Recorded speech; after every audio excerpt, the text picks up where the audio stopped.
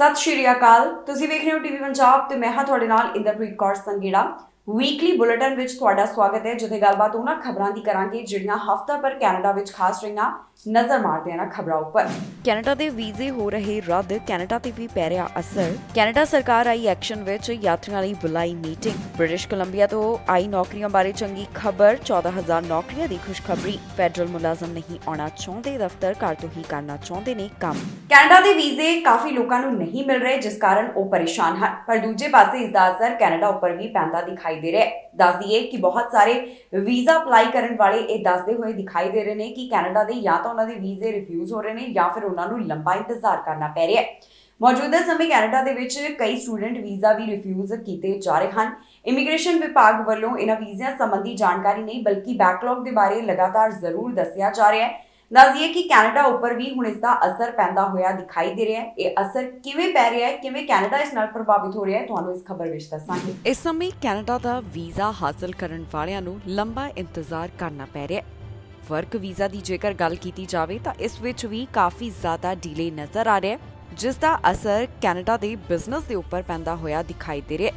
ਇਸ ਬਾਰੇ ਇੱਕ ਤਾਜ਼ਾ ਸਰਵੇ ਸਾਹਮਣੇ ਆਇਆ, ਜਿਸ ਵਿੱਚ ਪਤਾ ਚੱਲਿਆ ਕਿ ਵਰਕ ਵੀਜ਼ਾ ਦੇ ਵਿੱਚ ਇਸ ਸਮੇਂ ਜਿਹੜੀ ਦੇਰੀ ਹੋਈ ਹੈ, ਇਸ ਕਾਰਨ ਕੈਨੇਡਾ ਦੇ ਵਿੱਚ ਕਈ ਕੰਮ ਪ੍ਰਭਾਵਿਤ ਹੋ ਰਹੇ ਨੇ।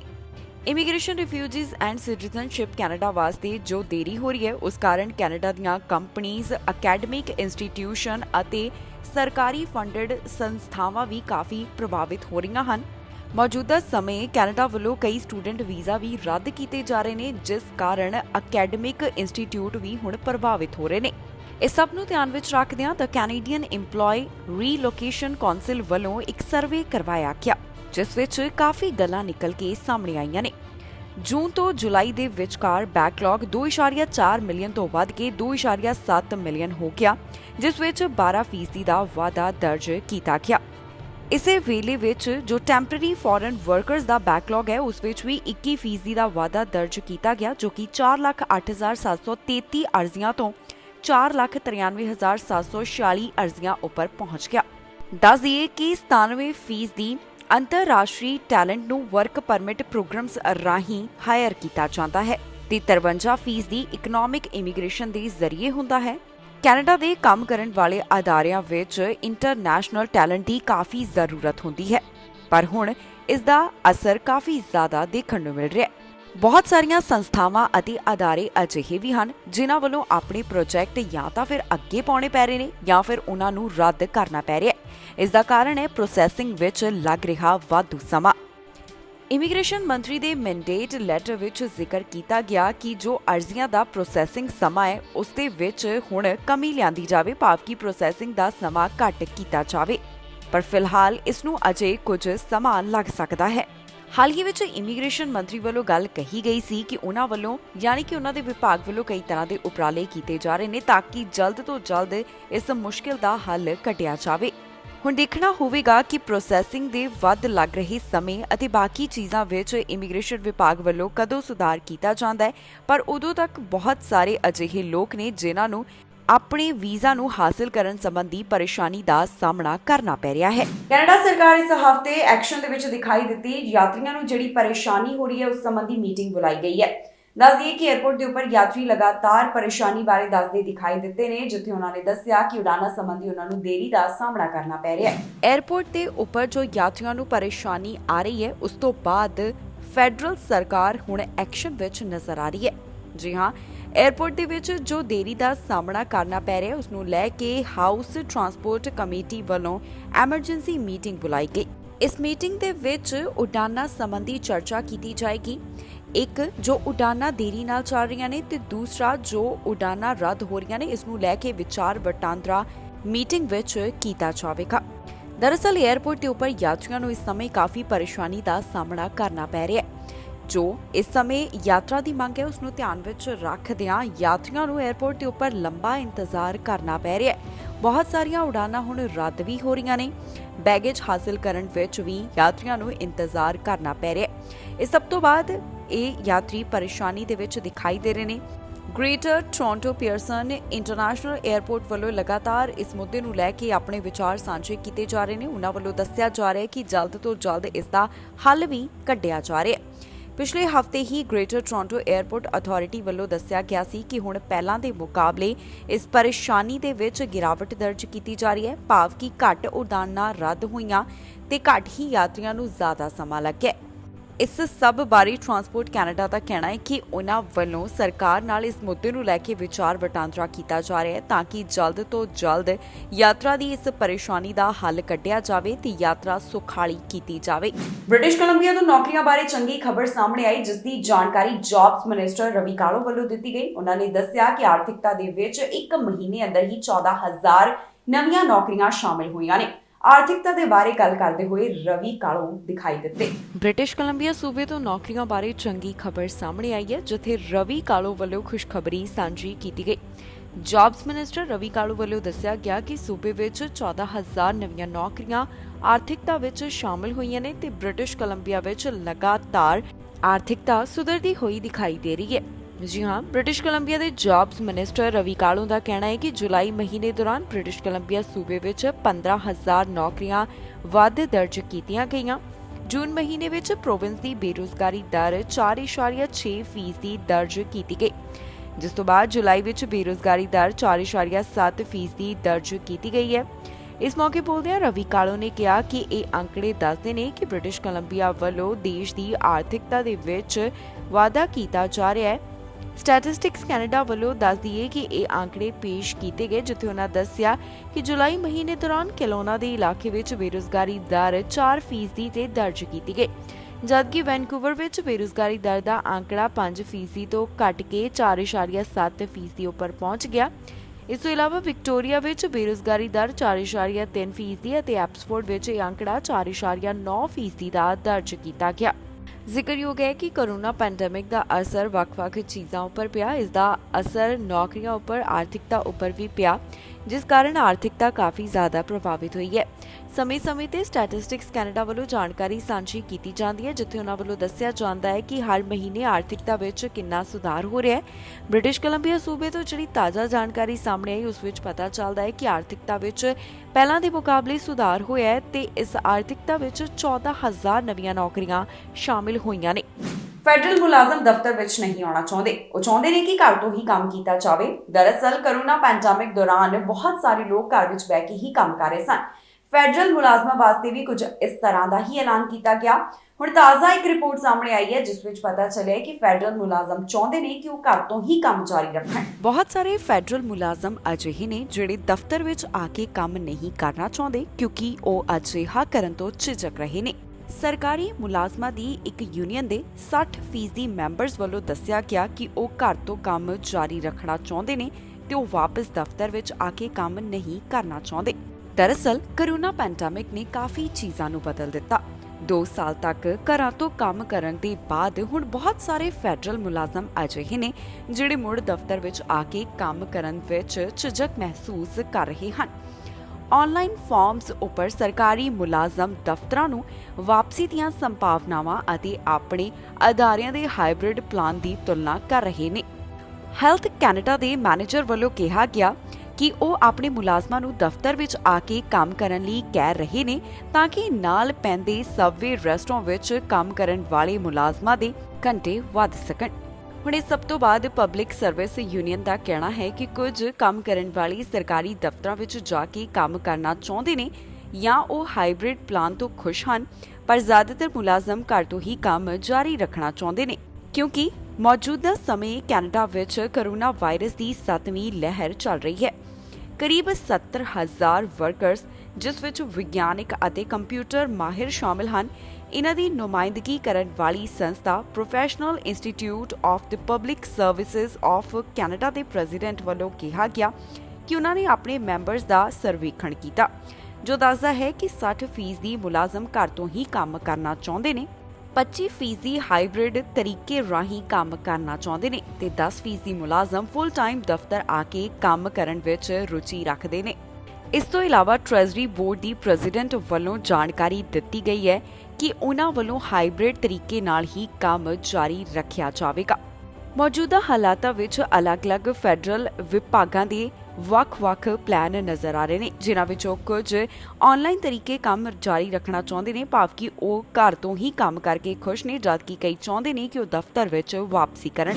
ਕੈਨੇਡਾ ਸਰਕਾਰ ਵੱਲੋਂ 55,000 ਤੋਂ ਵੱਧ ਨੂੰ ਕੈਨੇਡਾ ਦੀ ਪੀਆਰ ਦਿੱਤੀ ਜਾਵੇਗੀ। ਜੀ ਹਾਂ, ਇਮੀਗ੍ਰੇਸ਼ਨ ਨਾਲ ਜੁੜੀ ਹੋਈ ਵੱਡੀ ਖਬਰ ਸਾਹਮਣੇ ਆਈ, ਜਿੱਥੇ ਦੱਸਿਆ ਜਾ ਰਿਹਾ ਹੈ ਕਿ 55,000 ਤੋਂ ਵੱਧ ਨੂੰ 2022 ਜਾਣੀ ਕਿ ਇਸ ਸਾਲ ਵਿੱਚ ਪੱਕਾ ਕੀਤੇ ਜਾਣਾ ਹੈ। ਇਸ ਤੋਂ ਇਲਾਵਾ 2024 ਤੱਕ ਕਿੰਨੇ ਜਾਣਿਆਂ ਨੂੰ ਪੱਕਾ ਕੀਤਾ ਜਾਵੇਗਾ, ਇਮੀਗ੍ਰੇਸ਼ਨ ਵਿਭਾਗ ਵੱਲੋਂ ਇਹ ਵੀ ਜਾਣਕਾਰੀ ਦਿੱਤੀ ਗਈ। ਇਹ ਸਭ ਕੁਝ ਕੈਨੇਡਾ ਦੇ ਵਿੱਚ ਇਸ ਸਮੇਂ ਜੋ ਲੇਬਰ ਦੀ ਘਾਟ ਹੈ ਉਸ ਨੂੰ ਧਿਆਨ ਵਿੱਚ ਰੱਖਦਿਆਂ ਹੀ ਦੱਸਿਆ ਜਾ ਰਿਹਾ ਹੈ। ਕੈਨੇਡਾ ਵਿੱਚ 55,900 ਲੋਕਾਂ ਨੂੰ ਪੱਕੇ ਕੀਤਾ ਜਾਵੇਗਾ। ਜੀ ਹਾਂ, ਇਮੀਗ੍ਰੇਸ਼ਨ ਨਾਲ ਜੁੜੀ ਹੋਈ ਵੱਡੀ ਖਬਰ ਸਾਹਮਣੇ ਆਈ, ਜਿੱਥੇ ਦੱਸਿਆ ਗਿਆ ਹੈ ਕਿ ਇਮੀਗ੍ਰੇਸ਼ਨ ਵਿਭਾਗ ਵੱਲੋਂ ਇਸ ਸਾਲ ਕਿੰਨਿਆਂ ਨੂੰ ਪੱਕੇ ਕਰਨ ਦਾ ਟਾਰਗੇਟ ਰੱਖਿਆ ਗਿਆ ਹੈ। ਕੈਨੇਡਾ ਵਿੱਚ ਇਸ ਸਮੇਂ ਜੋ ਲੇਬਰ ਦੀ ਘਾਟ ਹੈ ਉਸ ਨੂੰ ਧਿਆਨ ਵਿੱਚ ਰੱਖਦਿਆਂ ਇਹ ਤਾਜ਼ਾ ਐਲਾਨ ਸਾਹਮਣੇ ਆਇਆ, ਜਿੱਥੇ ਦੱਸਿਆ ਗਿਆ ਹੈ ਕਿ ਜ਼ਿਆਦਾ ਲੋਕ ਹੁਣ ਪੀਆਰ ਵਾਸਤੇ ਅਪਲਾਈ ਕਰ ਸਕਦੇ ਨੇ। IRCC ਦੇ ਹਵਾਲੇ ਤੋਂ ਆਈ ਜਾਣਕਾਰੀ ਮੁਤਾਬਕ 2022 ਵਿੱਚ 55,900 ਐਕਸਪ੍ਰੈਸ ਐਂਟਰੀ ਕੈਂਡੀਡੇਟਸ ਨੂੰ ਪੱਕੇ ਕੀਤਾ ਜਾਵੇਗਾ। ਇਸ ਤੋਂ ਇਲਾਵਾ 2024 ਵਿੱਚ ਵੀ ਕੁਝ ਇਸ ਤਰ੍ਹਾਂ ਦੀ ਸਥਿਤੀ ਰਹਿਣ ਵਾਲੀ ਹੈ, ਜਿੱਥੇ ਇਹ ਟਾਰਗੇਟ ਵਧਾ ਕੇ 1,11,500 ਦਾ ਕੀਤਾ ਜਾਵੇਗਾ। ਇਸ ਮੌਕੇ ਕੰਪਰੀਹੈਂਸਿਵ ਰੈਂਕਿੰਗ ਸਿਸਟਮ ਸਕੋਰ ਵੀ ਕਾਫੀ ਜ਼ਿਆਦਾ ਅਹਿਮ ਰਹਿਣ ਵਾਲੇ ਨੇ। ਇਹ ਉਹਨਾਂ ਵਾਸਤੇ ਅਹਿਮ ਰਹਿਣਗੇ ਜਿਹੜੇ ਉਮੀਦਵਾਰ ਅਪਲਾਈ ਕਰਨਗੇ। ਮੌਜੂਦਾ ਸਮੇਂ ਐਕਸਪ੍ਰੈਸ ਐਂਟਰੀ ਦਾ ਕੱਟ ਆਫ ਸਕੋਰ ਕਾਫੀ ਜ਼ਿਆਦਾ ਹੈ। ਪਿਛਲੀ ਵਾਰ ਜਿਹੜਾ ਐਕਸਪ੍ਰੈਸ ਐਂਟਰੀ ਡਰਾ ਕੱਢਿਆ ਗਿਆ ਸੀ ਉਸ ਵਿੱਚ ਉਮੀਦਵਾਰਾਂ ਕੋਲ 533 ਸਕੋਰਸ ਹੋਣੇ ਜ਼ਰੂਰੀ ਰਹੇ। ਜਾਣਕਾਰੀ ਮੁਤਾਬਕ 8,975 ਉਮੀਦਵਾਰ ਅਜਿਹੇ ਹਨ ਜਿਨ੍ਹਾਂ ਦਾ ਸਕੋਰ 501 ਤੋਂ 600 ਦੇ ਵਿਚਕਾਰ ਹੈ। ਇਸ ਬਾਰੇ ਤਾਜ਼ਾ ਅੰਕੜਿਆਂ ਤੋਂ ਜਾਣਕਾਰੀ ਸਾਂਝੀ ਕੀਤੀ ਗਈ ਹੈ। ਇਹ ਅੰਕੜੇ ਸਰਕਾਰ ਵੱਲੋਂ ਆਪਣੀ ਵੈਬਸਾਈਟ ਦੇ ਉੱਪਰ ਵੀ ਸਾਂਝੇ ਕੀਤੇ ਗਏ ਨੇ। ਦੱਸਣਯੋਗ ਹੈ ਕਿ IRCC ਵੱਲੋਂ ਆਮ ਤੌਰ ਦੇ ਉੱਪਰ ਡਰਾ ਸੰਬੰਧੀ ਸਟ੍ਰੈਟੇਜੀ ਪਹਿਲਾਂ ਦੱਸੀ ਨਹੀਂ ਜਾਂਦੀ। ਆਮ ਤੌਰ ਦੇ ਉੱਪਰ ਡਰਾ ਦਾ ਜਿਹੜਾ ਸਾਈਜ਼ ਹੈ ਉਹ ਇਮੀਗ੍ਰੇਸ਼ਨ ਲੈਵਲਸ ਪਲਾਨ ਦੇ ਉੱਪਰ ਨਿਰਭਰ ਕਰਦਾ ਹੈ, ਹੁਣ ਜੋ ਕਿ 1 ਨਵੰਬਰ ਨੂੰ ਅਪਡੇਟ ਕੀਤਾ ਜਾਵੇਗਾ। ਆਮ ਤੌਰ ਦੇ ਉੱਪਰ CRS ਸਕੋਰ ਵੀ ਹੇਠਾਂ ਜਾਂਦਾ ਹੈ ਤਾਂ ਕਿ ਜ਼ਿਆਦਾ ਨੂੰ ਇਨਵੀਟੇਸ਼ਨ ਦਿੱਤੇ ਜਾ ਸਕਣ। ਇਸ ਤੋਂ ਇਲਾਵਾ ਇਹ ਵੀ ਦੱਸਿਆ ਗਿਆ ਹੈ ਕਿ IRCC ਵੱਲੋਂ ਜੁਲਾਈ ਮਹੀਨੇ ਹੀ ਵੱਡੇ ਡਰਾ ਕੱਢਣ ਦੀ ਸ਼ੁਰੂਆਤ ਕਿਉਂ ਕੀਤੀ ਗਈ। ਇਸ ਦਾ ਕਾਰਨ ਹੈ ਕਿ ਇਸ ਸਮੇਂ ਜੋ ਫਾਈਲਾਂ ਦਾ ਵੱਡਾ ਬੈਕਲੌਗ ਜਮ੍ਹਾਂ ਹੋਇਆ ਹੈ ਉਸ ਨੂੰ ਜਲਦ ਤੋਂ ਜਲਦ ਖਤਮ ਕੀਤਾ ਜਾ ਸਕੇ। ਇੱਥੇ ਦੱਸਣਯੋਗ ਹੈ ਕਿ ਵਿਭਾਗ ਵੱਲੋਂ ਦੱਸਿਆ ਗਿਆ ਕਿ ਉਹਨਾਂ ਕੋਲੋਂ 2 ਮਿਲੀਅਨ ਦਾ ਵੱਧ ਬੈਕਲੌਗ ਇਸ ਸਮੇਂ ਜਮ੍ਹਾਂ ਹੋਇਆ, ਜਿਨ੍ਹਾਂ ਫਾਈਲਾਂ ਉੱਪਰ ਫੈਸਲਾ ਅਜੇ ਨਹੀਂ ਸੁਣਾਇਆ ਗਿਆ। ਲੰਬੇ ਸਮੇਂ ਤੋਂ ਕਈ ਲੋਕ ਆਪਣੇ ਵੀਜ਼ਾ ਸੰਬੰਧੀ ਵੀ ਉਡੀਕ ਕਰ ਰਹੇ ਨੇ, ਕਿਉਂਕਿ ਬੈਕਲੌਗ ਵੱਧ ਹੋਣ ਦੇ ਕਾਰਨ ਇਮੀਗ੍ਰੇਸ਼ਨ ਵਿਭਾਗ ਨੂੰ ਵੀ ਇਸ ਉੱਪਰ ਫੈਸਲਾ ਸੁਣਾਉਣ ਦੇ ਵਿੱਚ ਸਮਾਂ ਲੱਗ ਰਿਹਾ ਹੈ ਤੇ ਉਹਨਾਂ ਵੱਲੋਂ ਲਗਾਤਾਰ ਇਸ ਬੈਕਲੌਗ ਦੀ ਜਾਣਕਾਰੀ ਦਿੱਤੀ ਜਾਂਦੀ ਹੈ। ਪਿਛਲੇ ਦਿਨੀ ਵੀ IRCC ਵੱਲੋਂ ਦੱਸਿਆ ਗਿਆ ਸੀ ਕਿ ਕਿਵੇਂ ਪਹਿਲਾਂ ਦੇ ਮੁਕਾਬਲੇ ਇੱਕ ਵਾਰ ਫਿਰ ਤੋਂ ਬੈਕਲੌਗ ਵਿੱਚ ਵਾਧਾ ਦਰਜ ਕੀਤਾ ਗਿਆ ਤੇ ਅਜੇ ਹੋਰ ਤਾਜ਼ਾ ਅੰਕੜੇ ਸਾਹਮਣੇ ਆਉਣੇ ਬਾਕੀ ਹਨ, ਜੋ ਕਿ IRCC ਵੱਲੋਂ ਦੱਸੇ ਜਾਣਗੇ। ਇਸ ਹਫ਼ਤੇ ਭਾਰਤ ਗੈਸ ਸਟੇਸ਼ਨ ਤੇ ਖਾਣ ਪੀਣ ਵਾਲੀਆਂ ਥਾਵਾਂ ਦੇ ਉੱਪਰ ਚੋਰੀ ਕਰਨ ਦਾ ਮਾਮਲਾ ਸਾਹਮਣੇ ਆਇਆ। ਸਸਪੈਕਟ ਵੱਲੋਂ ਇਹਨਾਂ 12 ਚੋਰੀ ਦੀਆਂ ਘਟਨਾਵਾਂ ਨੂੰ ਵਾਰਦਾਤਾਂ ਨੂੰ ਅੰਜਾਮ ਦਿੱਤਾ ਗਿਆ, ਜਿਸ ਤੋਂ ਬਾਅਦ ਪੁਲਿਸ ਮਾਮਲੇ ਸੰਬੰਧੀ ਜਾਂਚ ਕਰ ਰਹੀ ਹੈ। ਮੋਟਰਸਾਈਕਲ ਚਲਾਉਣ ਵਾਲੇ ਨੇ 12 ਗੈਸ ਸਟੇਸ਼ਨ ਅਤੇ ਫਾਸਟ ਫੂਡ ਜੁਆਇੰਟਸ ਤੇ ਚੋਰੀ ਕੀਤੀ ਹੈ, ਜਿਸ ਬਾਰੇ ਹੁਣ ਪੁਲਿਸ ਵੱਲੋਂ ਜਾਣਕਾਰੀ ਸਾਂਝੀ ਕੀਤੀ ਗਈ। ਪੁਲਿਸ ਵੱਲੋਂ ਦੱਸਿਆ ਗਿਆ ਕਿ ਕਾਫੀ ਥਾਵਾਂ ਦੇ ਉੱਪਰ ਇਸ ਮੋਟਰਸਾਈਕਲ ਚਲਾਉਣ ਵਾਲੇ ਨੇ ਚੋਰੀ ਦੀ ਵਾਰਦਾਤ ਨੂੰ ਅੰਜਾਮ ਦਿੱਤਾ। ਇਹ ਘਟਨਾ 13 ਜੁਲਾਈ ਅਤੇ 5 ਅਗਸਤ ਦੇ ਵਿਚਕਾਰ ਵਾਪਰੀਆਂ ਨੇ, ਜਿੱਥੇ ਕਈ ਗੈਸ ਸਟੇਸ਼ਨ ਅਤੇ ਖਾਣ ਪੀਣ ਦੀਆਂ ਥਾਵਾਂ ਤੇ ਚੋਰੀ ਕੀਤੀ ਗਈ। ਇਨਵੈਸਟੀਗੇਟਰਸ ਵੱਲੋਂ ਹੁਣ ਤੱਕ ਇਸ ਮਾਮਲੇ ਬਾਰੇ ਜੋ ਡਿਟੇਲ ਸਾਂਝੀ ਕੀਤੀ ਗਈ ਹੈ ਉਸ ਵਿੱਚ ਦੱਸਿਆ ਗਿਆ ਕਿ ਸਸਪੈਕਟ ਅਦਾਰਿਆਂ ਵਿੱਚ ਦਾਖਲ ਹੁੰਦਾ ਤੇ ਉਸ ਵੱਲੋਂ ਹਥਿਆਰ ਦਿਖਾ ਕੇ ਪੈਸੇ ਦੀ ਮੰਗ ਕੀਤੀ ਜਾਂਦੀ ਰਹੀ ਹੈ। ਫਿਰ ਬਾਅਦ ਵਿੱਚ ਉਹ ਆਪਣੇ ਚਿੱਟੇ ਰੰਗ ਦੇ ਮੋਟਰਸਾਈਕਲ ਉੱਪਰ ਮੌਕੇ ਵਾਲੀ ਥਾਂ ਤੋਂ ਫਰਾਰ ਹੋ ਜਾਂਦਾ ਹੈ। ਜਿਹੜੇ ਹਫ਼ਤੇ ਇੱਥੇ ਚੋਰੀ ਦੀਆਂ ਇਹ ਵਾਰਦਾਤਾਂ ਸਾਹਮਣੇ ਆਈਆਂ ਨੇ, ਦੱਸਿਆ ਗਿਆ ਕਿ ਇਸ ਸਸਪੈਕਟ ਵੱਲੋਂ 2 ਵਜੇ ਤੋਂ 6 ਵਜੇ ਵਿਚਕਾਰ ਚੋਰੀ ਵਾਲੀ ਘਟਨਾ ਨੂੰ ਅੰਜਾਮ ਦਿੱਤਾ ਗਿਆ। ਫਿਲਹਾਲ ਸਸਪੈਕਟ ਦੀ ਪੁਲਿਸ ਵੱਲੋਂ ਭਾਲ ਕੀਤੀ ਜਾ ਰਹੀ ਹੈ। ਉਸ ਦੀ ਪਹਿਚਾਣ ਬਾਰੇ ਜੋ ਡਿਟੇਲ ਦਿੱਤੀ ਗਈ ਉਸ ਵਿੱਚ ਦੱਸਿਆ ਗਿਆ ਕਿ ਉਸ ਦਾ ਕੱਦ 5 ਫੁੱਟ 7 ਇੰਚ ਅਤੇ ਉਹ ਦੇਖਣ ਵਿੱਚ ਕਾਫੀ ਪਤਲਾ ਹੈ। ਜਦੋਂ ਉਹਨੇ ਚੋਰੀ ਦੀਆਂ ਘਟਨਾਵਾਂ ਨੂੰ ਅੰਜਾਮ ਦਿੱਤਾ ਤੇ ਉਸ ਦੇ ਕਾਲੇ ਰੰਗ ਦਾ ਹੈਲਮਟ ਪਾਇਆ ਹੋਇਆ ਸੀ। ਹੁਣ ਮਾਮਲੇ ਦੀ ਜਾਂਚ ਪੀਲ ਪੁਲਿਸ ਦੇ ਸੈਂਟਰਲ ਰੋਬਰੀ ਬਿਊਰੋ ਵੱਲੋਂ ਕੀਤੀ ਜਾ ਰਹੀ ਹੈ, ਜਿਸ ਵਿੱਚ ਉਹਨਾਂ ਦਾ ਸਹਿਯੋਗ ਓਨਟਾਰੀਓ ਪੁਲਿਸ ਵੱਲੋਂ, ਟੋਰਾਂਟੋ ਪੁਲਿਸ ਵੱਲੋਂ, ਯਾਰਕ ਪੁਲਿਸ ਵੱਲੋਂ ਦਿੱਤਾ ਜਾ ਰਿਹਾ ਹੈ। ਪੁਲਿਸ ਦਾ ਕਹਿਣਾ ਹੈ ਕਿ ਮਾਮਲੇ ਦੀ ਜਾਂਚ ਪੜਤਾਲ ਜਾਰੀ ਹੈ, ਪਰ ਜੇਕਰ ਕਿਸੇ ਨੂੰ ਵੀ ਇਸ ਬਾਰੇ ਕੋਈ ਜਾਣਕਾਰੀ ਹੋਵੇ ਤਾਂ ਸੈਂਟਰਲ ਰੋਬਰੀ ਬਿਊਰੋ ਨਾਲ 9054532121 ਜਾਂ ਫਿਰ ਕ੍ਰਾਈਮ ਸਟਾਪਰਸ ਨਾਲ 1800-222-8477 ਦੇ ਉੱਪਰ ਕਾਲ ਕਰਕੇ ਜਾਣਕਾਰੀ ਸਾਂਝੀ ਕੀਤੀ ਜਾ ਸਕਦੀ ਹੈ। ਪ੍ਰਧਾਨ ਮੰਤਰੀ ਜਸਟਿਨ ਟਰੂਡੋ ਕਲਾਈਮੇਟ ਚੇਂਜ ਦੀ ਗੱਲ ਕਰਦੇ ਹੋਏ ਦਿਖਾਈ ਦਿੱਤੇ, ਜਿਸ ਦੀ ਵੀਡੀਓ ਉਹਨਾਂ ਨੇ ਖੁਦ ਦੇ ਸੋਸ਼ਲ ਮੀਡੀਆ ਪਲੇਟਫਾਰਮ ਉੱਪਰ ਸਾਂਝੀ ਕੀਤੀ। ਦਰਖਤ ਲਗਾਉਣ ਨੂੰ ਲੈ ਕੇ ਜ਼ੋਰ ਦਿੰਦੇ ਹੋਏ ਜਸਟਿਨ ਟਰੂਡੋ ਦਿਖਾਈ ਦਿੱਤੇ ਨੇ। ਉਹਨਾਂ ਵੱਲੋਂ ਕੀ ਕਿਹਾ ਗਿਆ ਤੁਹਾਨੂੰ ਇਸ ਖਬਰ ਵਿੱਚ ਦੱਸਾਂਗੇ। ਪ੍ਰਧਾਨ ਮੰਤਰੀ ਜਸਟਿਨ ਟਰੂਡੋ ਵੱਲੋਂ ਕਲਾਈਮੇਟ ਚੇਂਜ ਦੀ ਗੱਲ ਕੀਤੀ ਗਈ ਹੈ ਤੇ ਇਸ ਮੌਕੇ ਉਹਨਾਂ ਵੱਲੋਂ ਖਾਸ ਵਿਚਾਰ ਸਾਂਝੇ ਕੀਤੇ ਗਏ। ਪ੍ਰਧਾਨ ਮੰਤਰੀ ਵੱਲੋਂ ਆਪਣੇ ਸੋਸ਼ਲ ਮੀਡੀਆ ਪਲੇਟਫਾਰਮ ਉੱਪਰ ਇੱਕ ਵੀਡੀਓ ਸਾਂਝੀ ਕੀਤੀ ਗਈ, ਜਿਸ ਵਿੱਚ ਉਹਨਾਂ ਦੱਸਿਆ ਕਿ ਕਲਾਈਮੇਟ ਚੇਂਜ ਦੇ ਖਿਲਾਫ ਸਾਨੂੰ ਕੀ ਕਰਨਾ ਚਾਹੀਦਾ ਹੈ।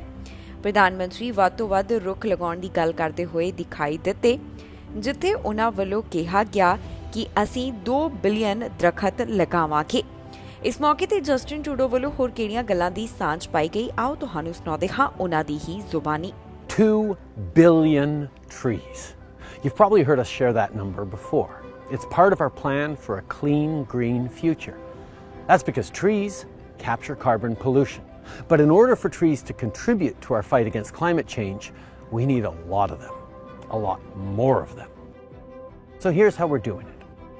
First, we're collecting and planting seeds in nurseries across the country. There, they grow for anywhere from 1 to 10 years before they're mature enough to be planted. And when they're ready to go into the ground, we plant them. Since we announced this plan in 2019, we've been working with partners to boost their capacity and help us plant more. The process to get from seeds to trees is complex and takes several years to ramp up, and it's why we designed this program to plant more trees every year that passes. While it's complicated, the end result is simple. We'll have more trees dotting our forests, our parks, and the edges of our farmland, each one quietly doing its part to protect our environment and keep our air clean. This is only one part of our comprehensive plan to fight climate change and achieve net zero emissions by 2050. And by working together with Canadians, we're going to get there. Vancouver ਵਿੱਚ 4 ਦਿਨਾਂ ਅੰਦਰ 3 ਥਾਵਾਂ ਤੇ ਗੋਲੀਆਂ ਚੱਲੀਆਂ ਨੇ। Police ਵੱਲੋਂ ਇਹਨਾਂ ਤਿੰਨਾਂ ਗੋਲੀਬਾਰੀ ਦੀਆਂ ਘਟਨਾਵਾਂ ਸੰਬੰਧੀ ਜਾਂਚ ਕੀਤੀ ਜਾ ਰਹੀ ਹੈ। ਫਿਲਹਾਲ ਕਿਸੇ ਦੀ ਗ੍ਰਿਫਤਾਰੀ ਨਹੀਂ ਹੋ ਸਕੀ। ਤਾਜ਼ਾ ਮਾਮਲਾ ਸਾਹਮਣੇ ਹੈ, ਜਿੱਥੇ ਔਰਤ ਦੇ ਉੱਪਰ ਗੋਲੀਆਂ ਚਲਾਈਆਂ ਗਈਆਂ। ਔਰਤ ਦੀ ਹਾਲਤ ਗੰਭੀਰ ਦੱਸੀ ਜਾ ਰਹੀ ਹੈ, ਜਿਸ ਨੂੰ ਹਸਪਤਾਲ ਵਿੱਚ ਭਰਤੀ ਕਰਵਾਇਆ ਗਿਆ। ਹੁਣ 4 ਦਿਨਾਂ ਦੌਰਾਨ ਜਿਹੜੀਆਂ 3 ਗੋਲੀਬਾਰੀ ਦੀਆਂ ਘਟਨਾਵਾਂ ਸਾਹਮਣੇ ਆਈਆਂ ਨੇ, ਉਹਨਾਂ ਸੰਬੰਧੀ ਪਤਾ ਲਗਾਉਣ ਦੀ ਕੋਸ਼ਿਸ਼ ਕੀਤੀ ਜਾ ਰਹੀ ਹੈ ਕਿ ਇਹ ਆਪਸ ਦੇ ਵਿੱਚ ਤਾਂ ਜੁੜੀਆਂ ਹੋਈਆਂ ਨਹੀਂ। ਵੈਨਕੂਵਰ ਵਿੱਚ 4 ਦਿਨਾਂ ਦੌਰਾਨ 3 ਥਾਵਾਂ ਦੇ ਉੱਪਰ ਗੋਲੀਆਂ ਚੱਲੀਆਂ ਨੇ, ਜਿਸ ਸੰਬੰਧੀ ਵੈਨਕੂਵਰ ਪੁਲਿਸ ਵੱਲੋਂ ਜਾਂਚ ਪੜਤਾਲ ਕੀਤੀ ਜਾ ਰਹੀ ਹੈ। 4 ਦਿਨਾਂ ਵਿੱਚ 3 ਥਾਵਾਂ ਤੋਂ ਆਈਆਂ ਗੋਲੀਬਾਰੀ ਦੀਆਂ ਘਟਨਾਵਾਂ ਚਿੰਤਾ ਦਾ ਵਿਸ਼ਾ ਬਣੀਆਂ ਹੋਈਆਂ ਨੇ, ਜਿਸ ਬਾਰੇ ਅਧਿਕਾਰੀ ਗੱਲ ਕਰਦੇ ਹੋਏ ਦਿਖਾਈ ਦਿੱਤੇ। ਵੈਨਕੂਵਰ ਪੁਲਿਸ ਵੱਲੋਂ ਤਾਜ਼ਾ ਜਾਣਕਾਰੀ ਸਾਂਝੀ ਕਰਦਿਆਂ ਦੱਸਿਆ ਕਿ ਇਹ ਗੋਲੀਬਾਰੀ ਦਾ ਮਾਮਲਾ ਡਾਊਨਟਾਊਨ ਈਸਟ ਸਾਈਡ ਤੋਂ ਸਾਹਮਣੇ ਆਇਆ, ਜਿੱਥੇ ਇੱਕ ਔਰਤ ਨੂੰ ਗੋਲੀਆਂ ਚੱਲੀਆਂ ਤੇ ਉਸਦੇ ਕਾਫੀ ਖੂਨ ਨਿਕਲ ਰਿਹਾ ਸੀ। ਅਧਿਕਾਰੀਆਂ ਵੱਲੋਂ ਦੱਸਿਆ ਗਿਆ ਕਿ ਇਸ ਔਰਤ ਦੀ ਉਮਰ 39 ਸਾਲ ਦੇ ਕਰੀਬ ਸੀ। ਇਹ ਮਾਮਲਾ 1 ਵਜੇ ਦੇ ਕਰੀਬ ਈਸਟ ਕਾਰਡੋਵਾ ਸਟਰੀਟ ਦੇ ਨੇੜਿਓਂ ਸਾਹਮਣੇ ਆਇਆ। ਔਰਤ ਨੂੰ ਜ਼ਖਮੀ ਹਾਲਤ ਵਿੱਚ ਹਸਪਤਾਲ ਭਰਤੀ ਕਰਵਾਇਆ ਗਿਆ, ਜਿੱਥੇ ਉਸ ਦੀ ਹਾਲਤ ਗੰਭੀਰ ਦੱਸੀ ਜਾ ਰਹੀ ਹੈ। ਇਨਵੈਸਟੀਗੇਟਰਸ ਦਾ ਮੰਨਣਾ ਹੈ ਕਿ ਇਹ ਗੋਲੀਬਾਰੀ ਦੀਆਂ ਘਟਨਾਵਾਂ ਡਾਊਨਟਾਊਨ ਈਸਟ ਸਾਈਡ ਵਿੱਚ ਵਾਪਰੀਆਂ ਨੇ, ਪਰ ਉਹਨਾਂ ਵੱਲੋਂ ਅਜੇ ਇਸ ਬਾਰੇ ਬਹੁਤੀ ਡਿਟੇਲ ਨਹੀਂ ਦਿੱਤੀ ਗਈ। ਆਫੀਸ਼ੀਅਲਸ ਵੱਲੋਂ ਦੱਸਿਆ ਗਿਆ ਕਿ 4 ਦਿਨਾਂ ਦੌਰਾਨ ਇਹ ਲਗਾਤਾਰ ਤੀਸਰੀ ਗੋਲੀਬਾਰੀ ਦੀ ਘਟਨਾ ਸਾਹਮਣੇ ਆਈ ਹੈ। ਇਸ ਤੋਂ ਪਹਿਲਾਂ ਐਤਵਾਰ ਨੂੰ ਇੱਕ ਮਾਮਲਾ ਸਾਹਮਣੇ ਆਇਆ ਸੀ, ਜਿੱਥੇ ਇੱਕ ਵਿਅਕਤੀ ਇਮਾਰਤ ਵਿੱਚ ਦਾਖਲ ਹੋਇਆ ਤੇ ਉਸ ਵੱਲੋਂ ਕਿਸੇ ਉੱਪਰ ਗੋਲੀਆਂ ਚਲਾ ਦਿੱਤੀਆਂ ਗਈਆਂ।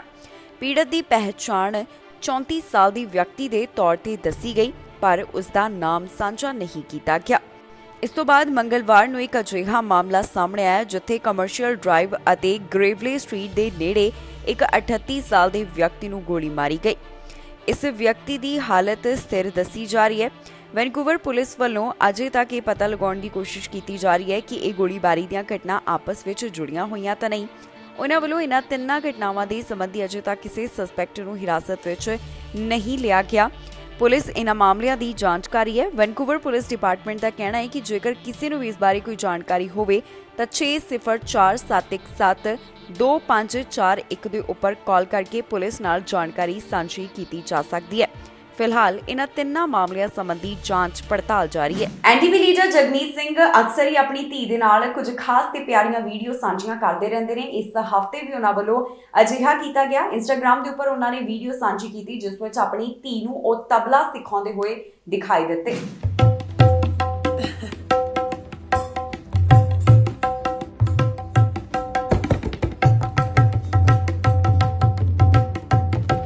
ਜਗਮੀਤ ਸਿੰਘ ਆਪਣੀ ਧੀ ਨੂੰ ਤਬਲਾ ਸਿਖਾਉਂਦੇ ਹੋਏ ਦਿਖਾਈ ਦਿੱਤੇ। ਜੀ ਹਾਂ, ਐਨਡੀਪੀ ਲੀਡਰ ਜਗਮੀਤ ਸਿੰਘ ਅਕਸਰ ਹੀ ਆਪਣੇ ਸੋਸ਼ਲ ਮੀਡੀਆ ਪਲੇਟਫਾਰਮ ਉੱਪਰ ਆਪਣੀ ਬੇਟੀ ਨਾਲ ਤਸਵੀਰਾਂ ਜਾਂ ਫਿਰ ਵੀਡੀਓ ਸਾਂਝੀਆਂ ਕਰਦੇ ਹੀ ਰਹਿੰਦੇ ਨੇ ਤੇ ਇੱਕ ਵਾਰ ਫਿਰ ਤੋਂ ਉਹਨਾਂ ਨੇ ਆਪਣੇ ਇੰਸਟਾਗ੍ਰਾਮ ਅਕਾਊਂਟ ਦੇ ਉੱਪਰ ਬੇਟੀ ਨਾਲ ਬੜੀ ਹੀ ਪਿਆਰੀ ਜਿਹੀ ਵੀਡੀਓ ਸਾਂਝੀ ਕੀਤੀ ਹੈ। ਇਸ ਵੀਡੀਓ ਵਿੱਚ ਜਗਮੀਤ ਸਿੰਘ ਦੀ ਧੀ ਉਹਨਾਂ ਦੀ ਗੋਦੀ ਵਿੱਚ ਬੈਠੀ ਹੋਈ ਦਿਖਾਈ ਦੇ ਰਹੀ ਹੈ ਤੇ ਜਗਮੀਤ ਸਿੰਘ ਉਸ ਨੂੰ ਤਬਲਾ ਵਜਾਉਣਾ ਸਿਖਾ ਰਹੇ ਹਨ। ਹੁਣ ਤੱਕ ਇਸ ਵੀਡੀਓ ਨੂੰ ਕਈ ਵਾਰ ਵੇਖਿਆ ਜਾ ਚੁੱਕਾ ਹੈ ਤੇ ਸੋਸ਼ਲ ਮੀਡੀਆ ਉੱਪਰ ਲੋਕ ਇਸ ਪਿਆਰੀ ਜਿਹੀ ਵੀਡੀਓ ਨੂੰ ਕਾਫੀ ਜ਼ਿਆਦਾ ਪਸੰਦ ਵੀ ਕਰ ਰਹੇ ਨੇ। ਸੋ ਤੁਹਾਨੂੰ ਦਿਖਾਉਂਦੇ ਹਾਂ ਜਗਮੀਤ ਸਿੰਘ ਅਤੇ ਉਹਨਾਂ ਦੀ ਧੀ ਦੀ ਇਹ ਪਿਆਰੀ ਜਿਹੀ ਵੀਡੀਓ।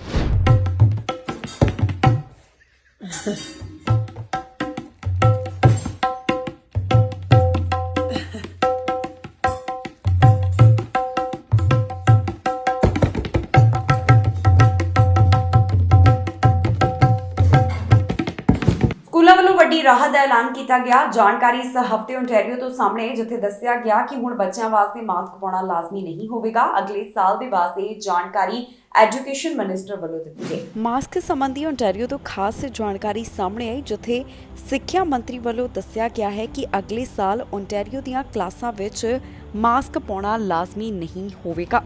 ਇਸ ਬਾਰੇ ਮਿਨਿਸਟਰ ਆਫ ਐਜੂਕੇਸ਼ਨ ਵੱਲੋਂ ਇੱਕ ਸਟੇਟਮੈਂਟ ਜਾਰੀ ਕੀਤੀ ਗਈ ਜਿਸ ਵਿੱਚ ਉਹਨਾਂ ਨੇ ਸਾਰੀ ਡੀਟੇਲ ਸਾਂਝੀ ਕੀਤੀ ਹੈ। ਸਿੱਖਿਆ ਮੰਤਰੀ ਦਾ ਕਹਿਣਾ ਹੈ ਕਿ ਉਹਨਾਂ ਵੱਲੋਂ ਇਹ ਫੈਸਲਾ Ontario chief medical officer of health ਨਾਲ ਵਿਚਾਰ ਵਟਾਂਦਰਾ ਕਰਨ ਤੋਂ ਬਾਅਦ ਹੀ ਲਿਆ ਗਿਆ। ਜ਼ਿਕਰਯੋਗ ਹੈ ਕਿ ਸੂਬੇ ਵੱਲੋਂ 21 ਮਾਰਚ ਨੂੰ ਹੀ ਓਨਟਾਰੀਓ ਦੇ ਸਕੂਲਾਂ ਵਿੱਚ ਜੋ ਲਾਜ਼ਮੀ ਮਾਸਕ ਦੀ ਨੀਤੀ ਸੀ ਉਸ ਨੂੰ ਖਤਮ ਕਰ ਦਿੱਤਾ। ਇੱਥੇ ਵਿਦਿਆਰਥੀਆਂ ਵਾਸਤੇ ਵਿਕਲਪ ਦਿੱਤਾ ਗਿਆ ਹੈ ਕਿ ਜੇਕਰ ਉਹ ਮਾਸਕ ਪਾਉਣਾ ਚਾਹੁੰਦੇ ਨੇ ਤਾਂ ਉਹ ਮਾਸਕ ਪਾਉਣਾ ਜਾਰੀ ਰੱਖ ਸਕਦੇ ਹਨ। ਸਿੱਖਿਆ ਮੰਤਰੀ ਵੱਲੋਂ ਇਸ ਬਾਰੇ ਹੋਰ ਕੀ ਡਿਟੇਲ ਦਿੱਤੀ ਗਈ, ਆਓ ਤੁਹਾਨੂੰ ਸੁਣਾਉਂਦੇ ਹਾਂ। So consequential with the full school learning experience from clubs to sports, all of this matters, and we insist upon that being the reality for children in September and beyond. Our government's intention in these negotiations is to land a voluntary agreement that keeps children in class and gets them back with the full student experience. And if you don't get that voluntary agreement, we have demonstrated. Is there an involuntary plan here? We have demonstrated that even through difficult negotiations, our government can get voluntary deals. ਵੱਡੇ ਲੇਖਕ ਸਲਮਾਨ ਰਸ਼ਦੀ ਦੇ ਉੱਪਰ ਹਮਲਾ ਕੀਤੇ ਜਾਣ ਦਾ ਮਾਮਲਾ ਸਾਹਮਣੇ ਆਇਆ। ਇਹ ਹਮਲਾ ਉਹਨਾਂ ਉੱਪਰ ਨਿਊਯਾਰਕ ਵਿੱਚ ਕੀਤਾ ਗਿਆ ਜਿਸ ਵੇਲੇ ਸਲਮਾਨ ਰਸ਼ਦੀ ਭਾਸ਼ਣ ਦੇਣ ਵਾਸਤੇ ਜਾ ਰਹੇ ਸਨ ਤੇ ਉਹਨਾਂ ਉੱਪਰ ਇੱਕ ਵਿਅਕਤੀ ਨੇ ਚਾਕੂ ਨਾਲ ਹਮਲਾ ਕਰ ਦਿੱਤਾ। 10 ਤੋਂ 15 ਵਾਰ ਉਹਨਾਂ ਦੇ ਚਾਕੂ ਮਾਰਨ ਦੇ ਬਾਰੇ ਜਾਣਕਾਰੀ ਦਿੱਤੀ ਜਾ ਰਹੀ ਹੈ। ਉਹਨਾਂ ਨੂੰ ਜ਼ਖਮੀ ਹਾਲਤ ਵਿੱਚ ਹਸਪਤਾਲ ਭਰਤੀ ਕਰਵਾਇਆ ਗਿਆ। ਫਿਲਹਾਲ ਉਹਨਾਂ ਦੀ ਹਾਲਤ ਕਿਸ ਤਰ੍ਹਾਂ ਇਸ ਬਾਰੇ ਅਪਡੇਟ ਨਹੀਂ ਦਿੱਤੀ ਗਈ। ਇੱਕ ਵੱਡੇ ਲੇਖਕ ਤੇ ਨਿਊਯਾਰਕ ਵਿੱਚ ਹਮਲਾ ਹੋਇਆ ਹੈ। ਜੀ ਹਾਂ, ਇਹ ਹਮਲਾ ਲੇਖਕ ਸਲਮਾਨ ਰਸ਼ੀਦੀ ਉੱਪਰ ਹੋਇਆ ਜਿਸ ਬਾਰੇ ਤਾਜ਼ਾ ਜਾਣਕਾਰੀ ਸਾਹਮਣੇ ਆ ਰਹੀ ਹੈ। ਦੱਸ ਦਈਏ ਕਿ ਨਿਊਯਾਰਕ ਵਿੱਚ ਲੇਖਕ ਸਲਮਾਨ ਰਸ਼ੀਦੀ ਉੱਪਰ ਹਮਲਾ ਕਰ ਦਿੱਤਾ ਗਿਆ। ਰਸ਼ੀਦੀ ਜਿਸ ਵੇਲੇ ਭਾਸ਼ਣ ਦੇਣ ਲਈ ਸਟੇਜ ਤੇ ਚੜ ਰਹੇ ਸਨ ਤਾਂ ਇੱਕ ਵਿਅਕਤੀ ਨੇ ਚਾਕੂ ਨਾਲ ਉਹਨਾਂ ਦੇ ਗਲੇ ਤੇ ਵਾਰ ਕਰ ਦਿੱਤਾ। ਹੁਣ ਤੱਕ ਇਸ ਮਾਮਲੇ ਬਾਰੇ ਜੋ ਜਾਣਕਾਰੀ ਮਿਲੀ ਹੈ ਉਸ ਮੁਤਾਬਕ ਰਸ਼ਦੀ ਉੱਪਰ 10 ਤੋਂ 15 ਵਾਰ ਚਾਕੂ ਨਾਲ ਹਮਲਾ ਕੀਤਾ ਗਿਆ। ਰਸ਼ਦੀ ਫਰਸ਼ ਤੇ ਡਿੱਗ ਪਏ। ਇਸ ਦੌਰਾਨ ਵਿਅਕਤੀ ਨੂੰ ਗ੍ਰਿਫਤਾਰ ਕਰ ਲਿਆ ਗਿਆ ਜਿਸ ਵੱਲੋਂ ਉਹਨਾਂ ਤੇ ਹਮਲਾ ਕੀਤਾ ਗਿਆ। ਪੁਲਿਸ ਦੇ ਦੱਸਣ ਮੁਤਾਬਕ ਰਸ਼ਦੀ ਨੂੰ ਹੈਲੀਕਾਪਟਰ ਰਾਹੀਂ ਹਸਪਤਾਲ ਭਰਤੀ ਕਰਵਾਇਆ ਗਿਆ। ਫਿਲਹਾਲ ਉਹਨਾਂ ਦੀ ਹਾਲਤ ਬਾਰੇ ਅਜੇ ਕੋਈ ਅਪਡੇਟ ਸਾਂਝੀ ਨਹੀਂ ਕੀਤੀ ਗਈ। ਇਸ ਤੋਂ ਇਲਾਵਾ ਕੁਝ ਲੋਕ ਜਿਹੜੇ ਮੌਕੇ ਵਾਲੀ ਥਾਂ ਦੇ ਉੱਪਰ ਮੌਜੂਦ ਸਨ ਉਹਨਾਂ ਵੱਲੋਂ ਮਾਮਲੇ ਸੰਬੰਧੀ ਜਾਣਕਾਰੀ ਸਾਂਝੀ ਕੀਤੀ ਗਈ ਹੈ। ਇੱਕ ਚਸ਼ਮਦੀਦ ਵੱਲੋਂ ਦੱਸਿਆ ਗਿਆ ਕਿ ਕਿਸੇ ਨੂੰ ਪਤਾ ਹੀ ਨਹੀਂ ਲੱਗਾ ਕਿ ਇੱਥੇ ਕੀ ਵਾਪਰ ਗਿਆ ਅਤੇ ਕੁਝ ਹੀ ਮਿੰਟਾਂ ਸਕਿੰਟਾਂ ਵਿੱਚ ਇਹ ਸਾਰੀ ਘਟਨਾ ਵਾਪਰੀ ਭਾਵ ਕਿ ਚਾਕੂ ਨਾਲ ਹਮਲਾ ਕਰ ਦਿੱਤਾ ਗਿਆ। ਦੱਸ ਦਈਏ ਕਿ ਰਸ਼ਦੀ ਵਿਚਾਰਾਂ ਦੀ ਆਜ਼ਾਦੀ ਵਾਸਤੇ ਲੰਬੇ ਸਮੇਂ ਤੋਂ ਬੋਲ ਰਹੇ ਹਨ ਅਤੇ ਇੱਕ NGO ਪੈਨ ਅਮਰੀਕਾ ਨਾਲ ਜੁੜੇ ਹੋਏ ਹਨ। ਇਸ NGO ਗਰੁੱਪ ਵੱਲੋਂ ਦੱਸਿਆ ਗਿਆ ਕਿ ਜਿਹੜਾ ਹਮਲਾ ਹੋਇਆ ਹੈ ਉਸਨੇ ਉਹਨਾਂ ਨੂੰ ਕਾਫੀ ਜ਼ਿਆਦਾ ਚਿੰਤਾ ਵਿੱਚ ਪਾ ਦਿੱਤਾ। CEO ਵੱਲੋਂ ਇਸ ਬਾਰੇ ਬਿਆਨ ਜਾਰੀ ਕਰਦਿਆਂ ਕਿਹਾ ਗਿਆ ਕਿ ਅਮਰੀਕਾ ਵਿੱਚ ਇੱਕ ਸਾਹਿਤਕਾਰ ਉੱਪਰ ਜਨਤਕ ਹਿੰਸਕ ਹਮਲਾ ਨਿੰਦਣਯੋਗ ਹੈ ਇਸ ਤੋਂ ਇਲਾਵਾ ਉਹਨਾਂ ਦਾ ਕਹਿਣਾ ਹੈ ਕਿ ਸਲਮਾਨ ਰਸ਼ਦੀ ਨੂੰ ਕਈ ਦਹਾਕਿਆਂ ਤੋਂ ਆਪਣੇ ਸ਼ਬਦਾਂ ਵਾਸਤੇ ਨਿਸ਼ਾਨਾ ਬਣਾਇਆ ਗਿਆ, ਪਰ ਉਹ ਕਦੇ ਵੀ ਝਿਜਕੇ ਨਹੀਂ ਅਤੇ ਨਾ ਹੀ ਉਹ ਝੁਕੇ।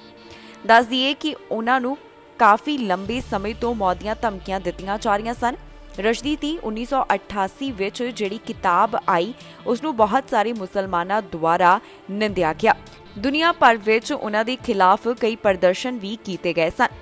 ਇਸ ਨੋਵਲ ਉੱਪਰ ਈਰਾਨ ਵਿੱਚ ਪਾਬੰਦੀ ਵੀ ਲਗਾ ਦਿੱਤੀ ਗਈ ਸੀ ਤੇ ਇੱਥੇ ਰਸ਼ਦੀ ਖਿਲਾਫ ਇੱਕ ਫਤਵਾ ਵੀ ਜਾਰੀ ਕੀਤਾ ਗਿਆ। ਰਸ਼ਦੀ ਨੂੰ ਮਾਰਨ ਵਾਲੇ ਕਿਸੇ ਵੀ ਵਿਅਕਤੀ ਲਈ 3 ਮਿਲੀਅਨ ਅਮਰੀਕੀ ਡਾਲਰ ਤੋਂ ਵੱਧ ਦਾ ਇਨਾਮ ਵੀ ਰੱਖਿਆ ਗਿਆ ਹੈ।